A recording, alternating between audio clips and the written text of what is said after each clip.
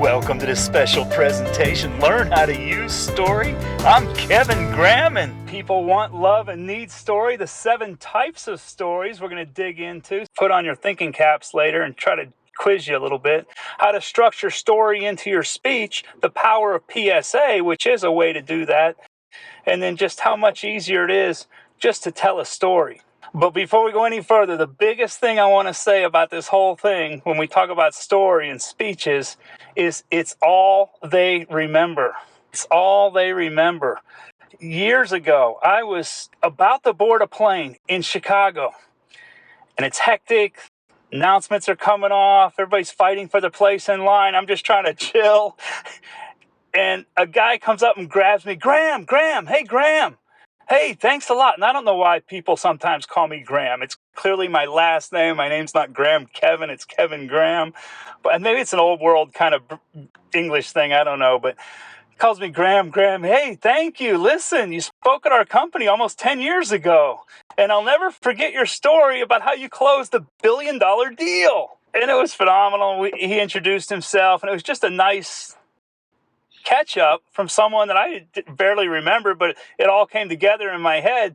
But I had to remind him it was how I closed an $800 million deal, which was a story I used to tell and sometimes still do around sales training and negotiating. And he said, yeah, but they were out celebrating a new contract like a month later, and they decided that from that moment on, it was no longer going to be the $800 million deal. It was going to be the $1 billion deal. So maybe I need to learn from that as well, from a branding and capturing a story standpoint. But what I really want to say about that is it's all they remember. It truly is all they remember. I've literally heard dozens and dozens of professional speakers retell a similar experience that someone caught them somewhere and said, hey, you're the Jägermeister person, or hey, you're the bike guy. It's all they remember. And it doesn't necessarily mean you have to have a signature story, but it's clearly something that has power for your message.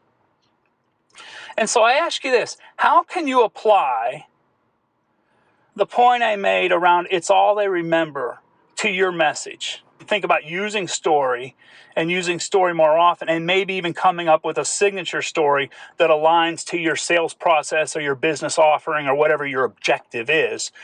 Signature story examples. Is there anyone here that's never heard of the starfish story? Yeah. You've all heard the starfish story, right? I Made a Difference for that one. It's a phenomenal story, and I don't know where it gets attributed to. If anyone knows, please let me know.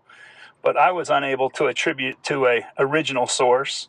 Here's a signature story example of a Hall of Fame speaker, Mark Scherenbrock. This guy's a Hall of Fame speaker, and he can bring it. I've never heard his actual signature story about the nice bike, but I know the brand, and I know I've heard him speak in other segments, and he has an incredible presence.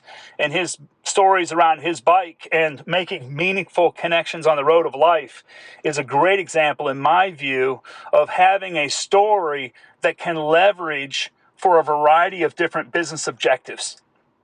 And I think that's an important extensibility, if you will, that gives you just a broader audience sometimes, or new markets. So what success? I have no idea who this individual is. I hadn't seen them until I was researching this a few days ago, but it caught my eye. It caught my eye because the color pops. The so what success is somewhat irreverent, but yet it's still success. And the actual certified, there's a nice little touch there for their profile within NSA, and this is where I found some of these, or this piece of content. But this woman has a brand, So What Success. She's a rape survivor and teen mom turned corporate executive, and an award-winning entrepreneur, teaches how anyone can achieve so what success. Now, I don't know about you. I work around some big companies, and I won't really name any like Amazon or AT&T. I mean, it'd take me all day just to get through the A's. But there's a lot of big companies who have kind of reputation challenges around how they treat their employees and the extreme performance they expect out of their employees. Imagine the value of somebody coming into that market and saying, hey, I was a rape survivor. So what? Success. So regardless of how you're treated, regardless of how the odds you may be up against, you can still find success. I think that's a pretty powerful brand. It would surprise me if she's not doing well in her journey. We're all human. We're all people. We connect to different story types. And I think there's people in Hollywood really are powerful about that, right? They understand that innate in their work. And I've always said, if you want to see the absolute best state-of-the-art commercials, look at the lottery commercials. And I think in a lot of the lottery commercials, you'll see stories, too, of rags to riches or other outcomes, probably typically rags to riches. But that's a story that's selling and really high-end advertising. Here's story in religion. Interesting. I don't think this surprises anyone. That story is deeply ingrained in just about every religion out there.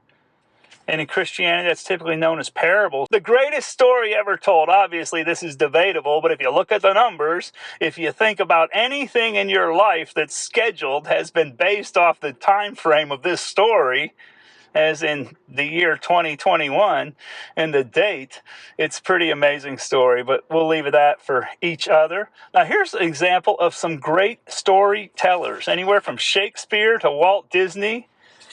I'm going to sound like a fool, but I'm not familiar with J.K. Rowling's work, but I did like her quote here. The discipline involved in finishing a piece of creative work is something on which you can truly pride yourself.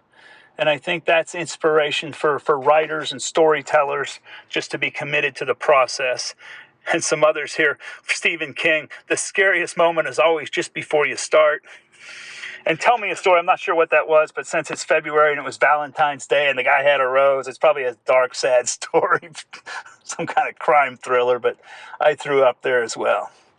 Okay, 7 types of story. Which category is this story? Eddie Murphy Coming to America. He was on a quest. Comedy? Well, it was a comedy, so I guess you could say it falls in dual categories. Eddie Murphy Coming to America. He was on a quest to find a bride. How about Slumdog Millionaire? It does sound like rags to riches. Some of these can fall in multiple categories. I'd be interested to see what a true Hollywood professional would say about how to give it one way or the other. Does anybody know what Jaws would be? Overcoming the monster. I think so. Does anybody disagree with that? How about Dumb and Dumber? Comedy. There you go. I think it's comedy, and the quest, drive cross country and find the girl of one of their dreams. Flight 93. Tragedy. Yeah, tragedy. Gosh, I got to tell you. Well, first of all, Dumb and Dumber, just a personal kind of comment.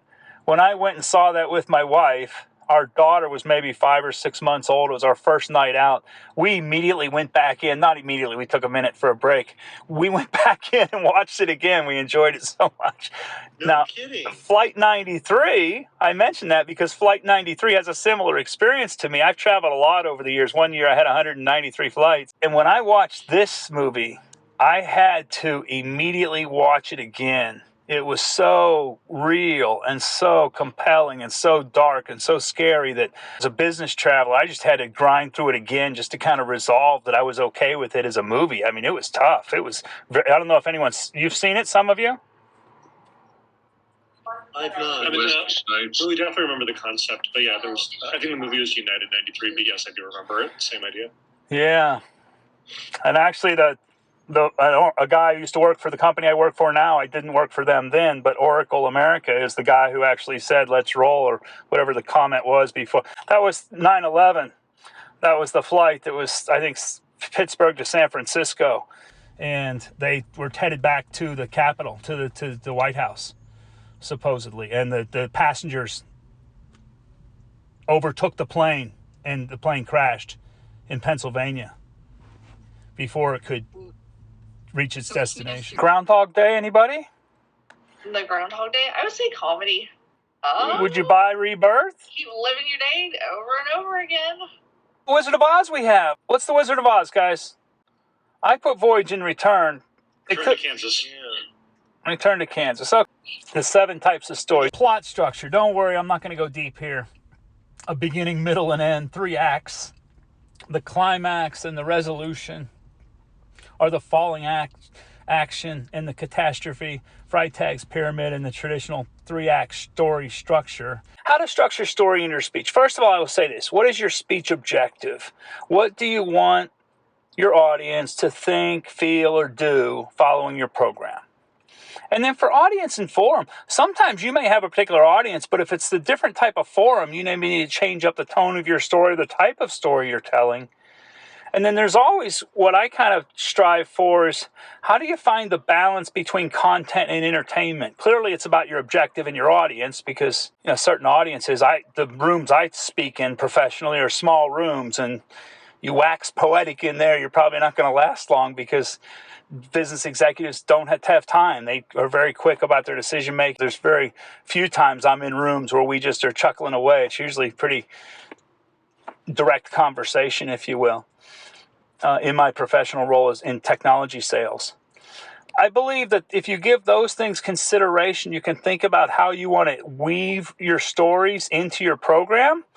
But this is one I really recommend, and it's a simple structure, point story application. I think it's a phenomenal way to structure a program. I learned this from Glenna Salisbury, a Hall of Fame speaker who's just so incredible. She could be speaking to an audience of 5,000, and it's almost as if she's whispering in your ear. She's that kind of really spiritual speaker, older woman. But make a point, tell a story, explain how they can apply it. It's really that simple. And it's frankly what I did with It's All They Remember. I made a point, I told a story, and then I tried to talk around how you could apply it. And to be honest, I've seen speakers take 3 stories, define their market, plop the points that are relevant to that market, employee engagement, yada, yada, yada, yada, and put an umbrella brand around it, and all of a sudden they've got a compelling professional program that includes 3 stories and 3 points that somehow they, personalize or integrate to a particular industry or market. So It's All They Remember is how I did it on that story. And then PSA. So I just want to caution here. A lot of us as emerging, developing speakers, we're trying to develop our topic. We're trying to define who our target market is. Dave, you talked about it's for everybody. How do we get there? Maybe you could try this. Maybe you could use this structural bridge and start with your story. What's the most compelling story you've got? And then say, okay, what kinds of points could I make with that story? There's just so many stories you could say, you could tweak to be related to teamwork or be related to happy employees or productivity or achievement, peak performance. There's so many stories that can fit under that umbrella. It's just how you stage it and how you kind of package it.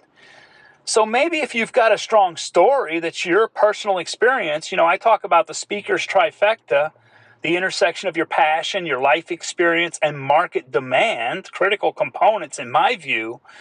If you've got a story, then you could think about, okay, where do I really want to go with that? And what points could I make for that industry that are compelling and will drive market demand?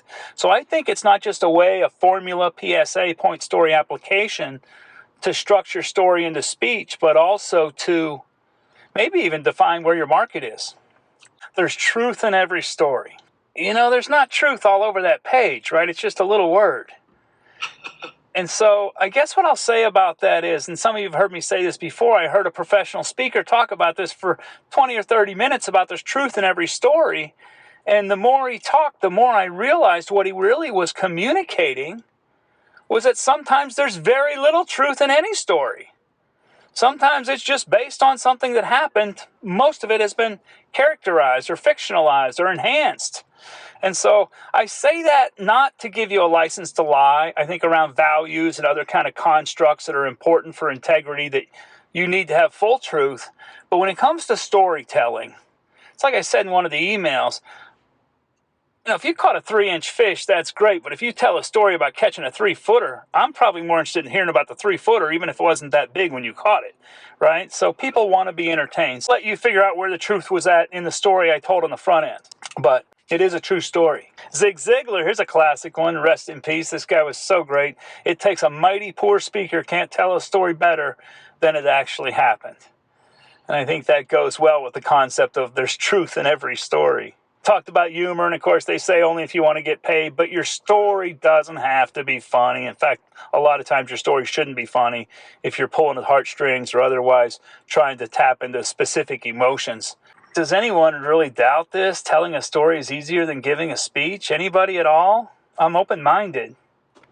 especially if it's your own story, you lived it and you know it. There's no writing, rehearsing, remembering. It's always up there, I think. So you're right, it is easier to tell a story. I want to hear what's your story. And I hope this program has helped you see insights on story and how to bring story into your message. This special program, Learn How to Use Story, was edited from a Founders District Speakers Bureau program. We meet 7 p.m. every fourth Wednesday. The audience is the main character as your feedback helps to propel speakers from public speaking to paid speaking. Check out Founders District Speakers Bureau. Send us an email, fdspeakersbureau@gmail.com.